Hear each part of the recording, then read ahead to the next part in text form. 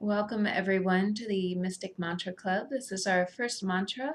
We'll be talking about the Gayatri mantra. And so a little bit about the history of this mantra. It comes from the Rig Veda. And the Rig Veda is one of the oldest religious texts, and it's mainly used, almost primarily used in the Hindu religion. From the Rig Veda, which is a collection of hymns, a lot of the other Hindu texts have developed. So all of the concepts and philosophy is found in the Rig Veda, and then all of the other books have kind of tried to explain this, whether it's in story or priestly texts. Same ideas, different way to say it. The Rig Veda, scholars usually kind of agree that it came out probably about 1500 to 1000 years BCE. I have seen some websites that say it's about 12,000 years BCE. And while that is a little bit hard to believe, I do think that if I look at my own experience when soul songs come up in meditation or shamanic journey work, it can be years before I actually write them down or put them to music, like sheet music. It takes a while. So it's not surprising to me that the ideas and the hymns were in practice before the words were written down. So to me, it's believable. I am apt to believe that religious truths or intelligence from the divine is absolutely it's absolutely possible that it has been tapped into before. So for what it's worth, I'm a believer. Okay, so back to the Rig Veda. The Rig Veda is separated into, I believe, 10 mandalas, and each mandala has a different hymn, and there's different verses in the hymns. Usually there's about 10 verses in each hymn. So in the third book, we find the 62nd hymn, and about line 10 is where the Gayatri mantra is found. And what I think happened, and this is just my conjuring up my idea, is that that verse is so powerful that people were like, ah, yes, this is something that I can understand. This is something that touches me deeply in the heart. And let me just say it over and over and over again because it's so meaningful and it kind of sums up everything that's trying to be said in that third mandala. So, I guess we can jump right into the mantra. A few translations that I want to read for you. First translation is, we meditate on that most adorable, desirable, and enchanting luster and brilliance of our Supreme Being, our source energy, and our collective consciousness, who is our creator, inspirer, and source of eternal joy. May this warm and loving light inspire and guide our mind and open our hearts. So that's a long one. It's kind of expanding on all of these concepts, which I love. Second one, O thou existence absolute, creator of the three dimensions, we contemplate on the divine light. May he stimulate our intellect and bestow on us true knowledge. So a little bit shorter, a little bit more to the point. And then finally, we meditate on that most adored Supreme Lord, the Creator, whose divine light illuminates all realms, physical, mental, and spiritual. May this divine light illuminate our intelligence. So I am more apt to go with the third one. I think it's a little bit more of a literal translation. So the mantra in its Sanskrit version, and pardon me, any Vedic or Sanskrit scholars out there, because I will most likely butcher this translation or this way to say it in Sanskrit. But for those of you who are not scholars of Sanskrit, what I feel is most important is that you're saying this mantra from the heart. So once you kind of have the words down and you have the muscle memory then you start to contemplate the meaning. And then as you're contemplating the meaning over and over and over and over and over again, like in a japa practice or a mantra repetition, then that's when the spiritual intelligence starts to come through. And that's when we gain the deeper intellectual knowledge. So, so this full verse in Sanskrit, I'm going to close my eyes so I can just feel it. Om Bhur Bhuva Swaha Tat Savitur Varenyam Bhargo Devasya Dhimahi Dhiyo Yona Prachodayat. So that's the best I can do for that. We're going to go one by one through each word and just kind of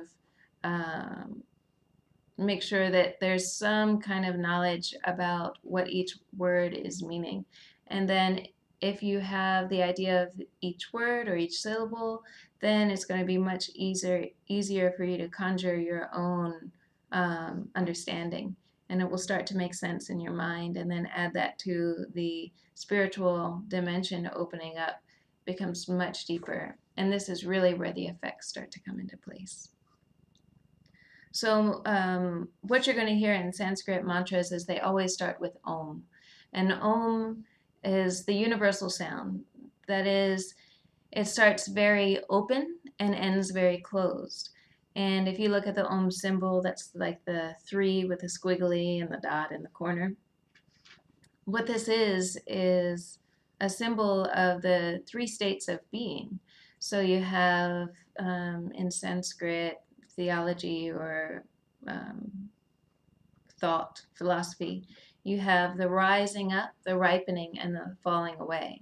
So this is kind of energy in motion. So you have Purusha, which is the unmanifest, kind of the void or potential energy.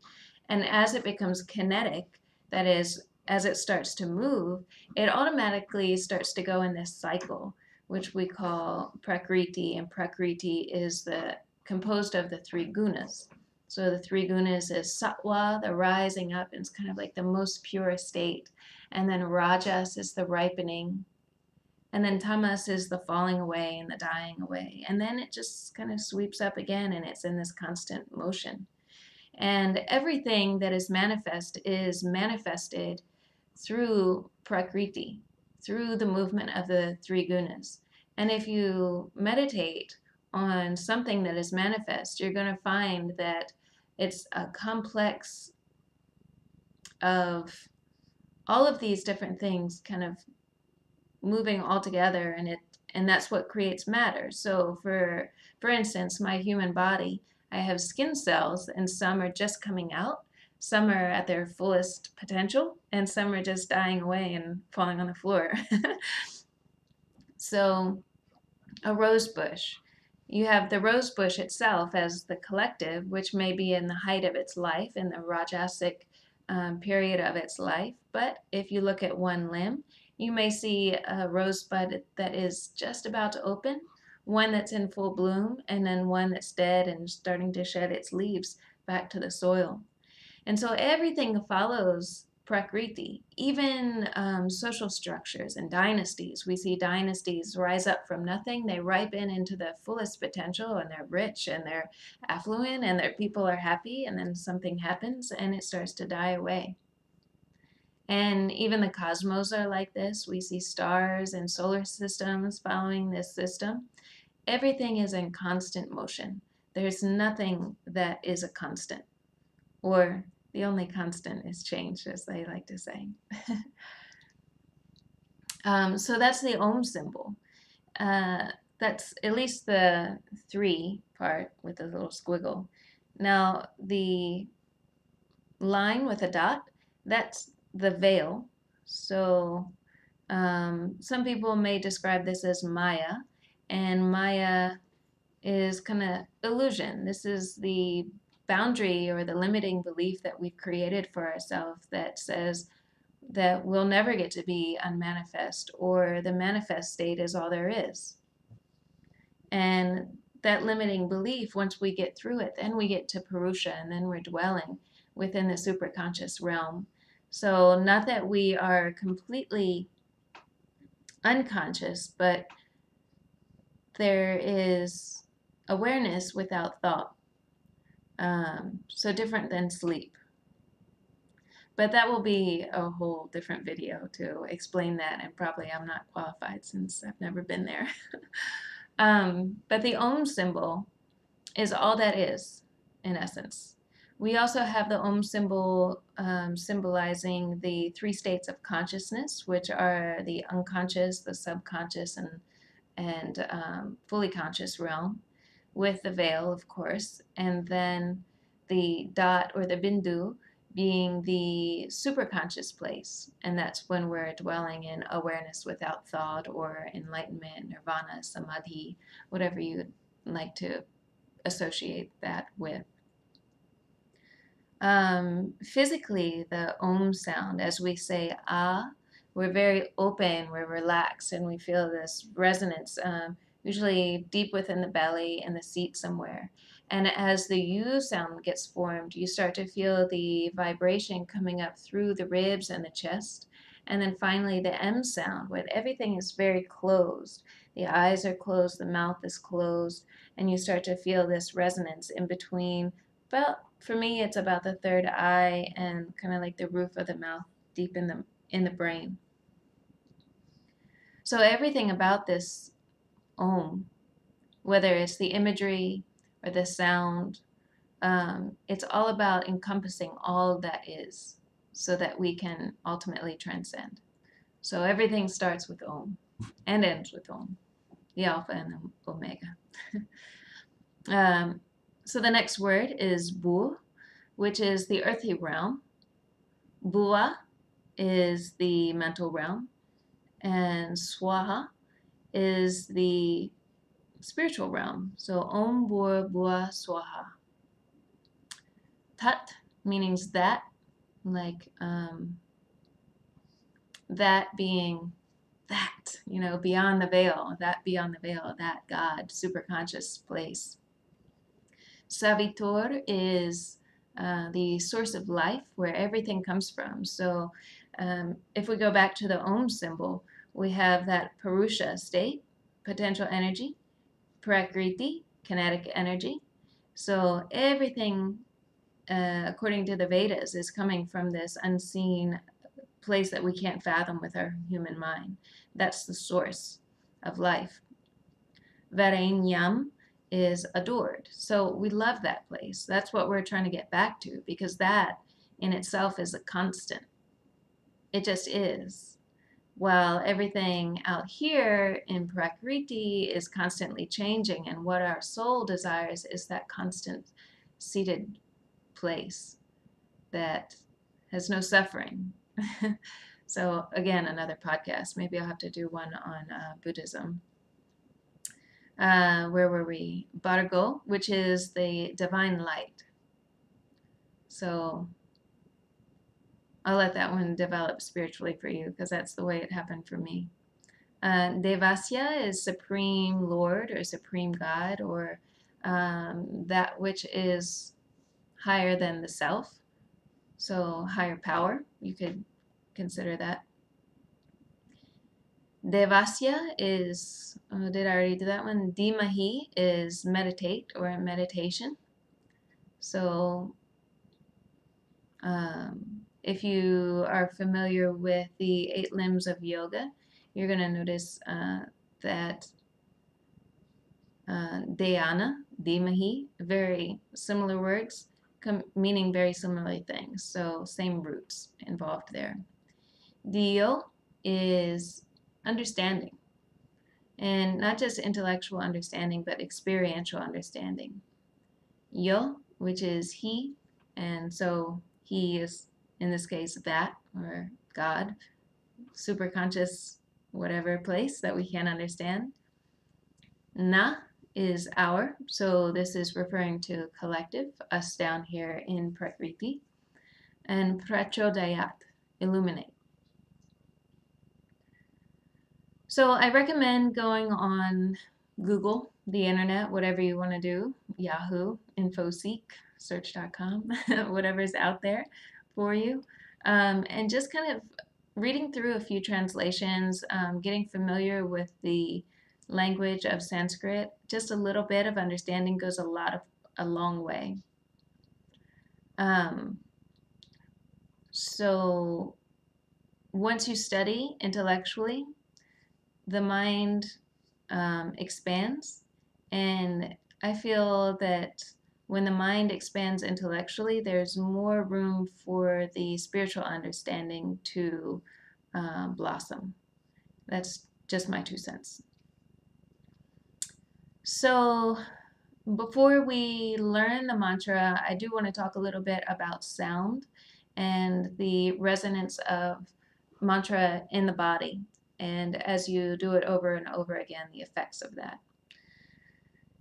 So as I was saying before, the Om sound is collectively it's one sound, but really it could be split into the 3 sounds. So the A sound, which resonates in the belly, the U sound, which resonates around the heart, and the M sound, which resonates around the mind.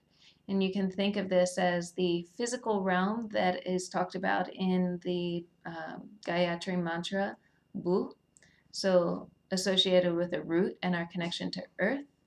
The U sound, which is connected to the heart. And then the heart kind of digests intellectual understanding in a way. And then the M sound, which resonates in the mind, is the gateway to the spirit. So you can think about it like that.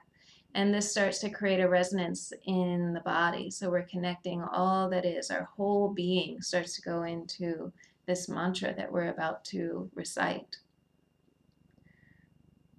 So a little bit of an exercise. This is the fun stuff. You're going to find yourself in a comfortable seated position, and I'm just going to guide you through this.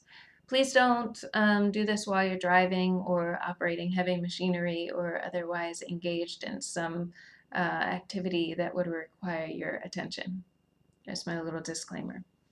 You want to be in a comfortable seated position. And just let your body open. You don't have to pay so much attention to having the exact correct posture with every vertebra in alignment. Just sit up nice and tall and be comfortable. And let your body kind of rest in its posture. Try to relax your shoulders and relax your hips. Relax your belly out. Just kind of let the belly button push out as much as it wants to. You're also going to relax the jaw, relax the temples, and relax the forehead. And then just take a few breaths and feel the body open and close. You can constrict your throat a little bit just to warm up the throat, maybe prepping the vocal cords for the mantra practice. Focus on releasing the body. And the first thing you're going to do is take a huge deep breath in, and on your exhale, let out an ah sound. And just let that be loud enough where you can feel the vibration in your body. So we'll do that together. Inhale. Ah.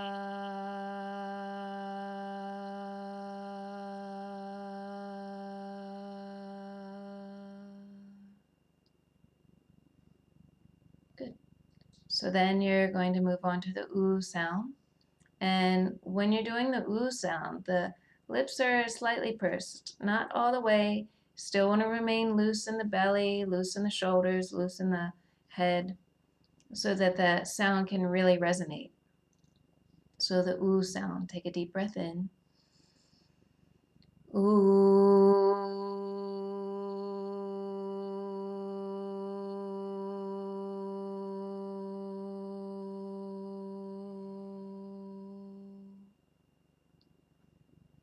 Good. And then finally, moving on to the M sound, remember to remain loose in the body. And you're just going to allow it to resonate. Deep breath in.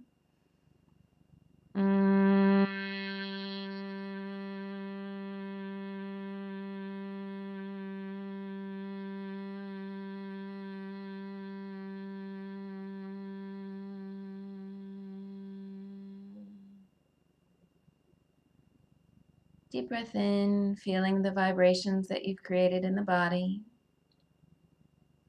feeling their ripple effect over time. And then just letting your eyes open. Okay, so experiment with that on your own time. And just doing that can really start to clear the mind. There's a lot of different studies out that shows that doing mantra recitation actually stimulates the nerve in the back of the mind, in the back of the head, kind of located right around the back of the neck underneath the occipital ridge. And what that does is it helps to relax and calm the nervous system. So when the body is calm, the mind gets to be calm, and we can react from a calm state of mind rather than this crazy reactive state that we often find ourselves in. Okay, so we'll move on to learning the mantra. I'm going to do each line of the hymn twice. So on the first one, you can just listen. On the second one, you'll be reciting. So we'll do this 3 times. So the mantra will go through 3 times. And then I'll do it slow 3 times so that you kind of get a chance to grasp onto it. And then I'll speed it up a little bit and go into like a sing-songy version. Again, I'll do that 3 times. And then we'll do it monotone to a beat. Okay? So this is the fun part. I hope you enjoy it as much as I do. Om Bhurabhuva Swaha. Om Bhurabhuva Swaha. Tatsaviturvarenyam. Tatsaviturvarenyam. Bhargo devasya dhimahi. Bhargo devasya dhimahi. Dhiyo yo na prachodayat. Dhiyo yo na prachodayat. Om Bhurabhuva Swaha. Om Bhurabhuva Swaha. Tatsaviturvarenyam. Tatsaviturvarenyam. Bhargo devasya dhimahi. Bhargo devasya dhimahi. Dhiyo yo na prachodayat. Dhiyo yo na prachodayat. Om Bhurabhuva Swaha. Om Bhurabhuva Swaha. Tatsaviturvarenyam. Tatsaviturvarenyam. Bhargo devasya dhimahi. Bhargo devasya dhimahi. Dhiyo yo na prachodayat. Dhiyo yo na prachodayat. Om Bhurabhuva Swaha.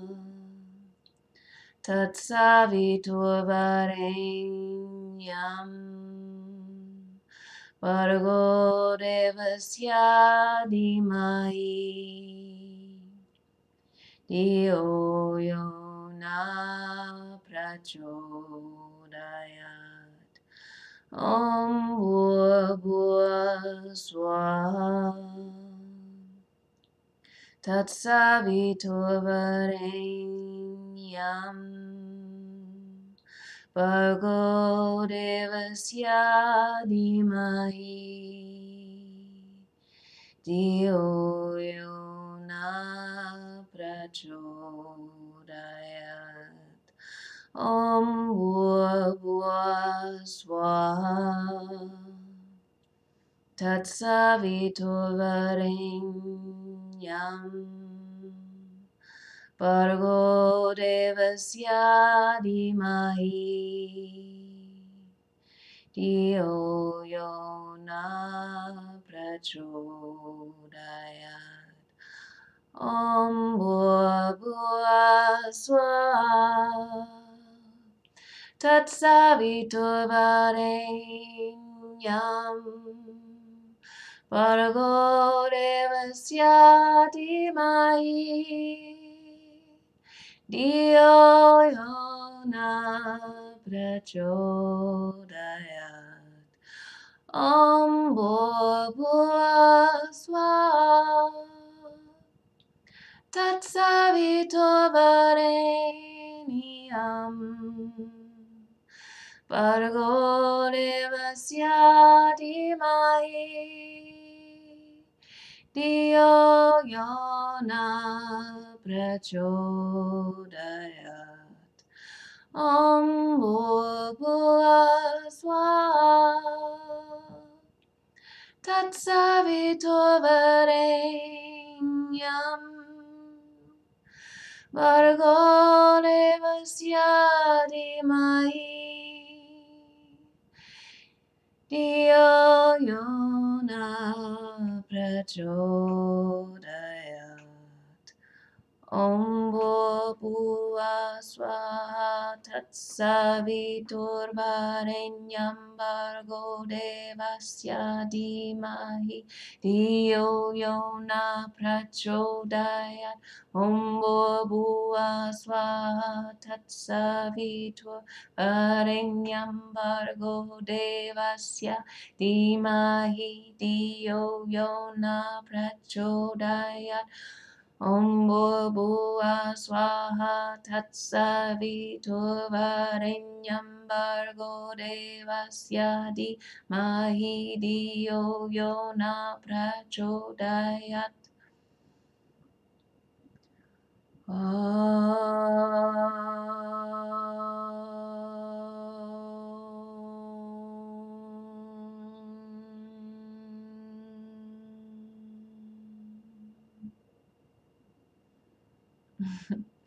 So that's the Gayatri mantra.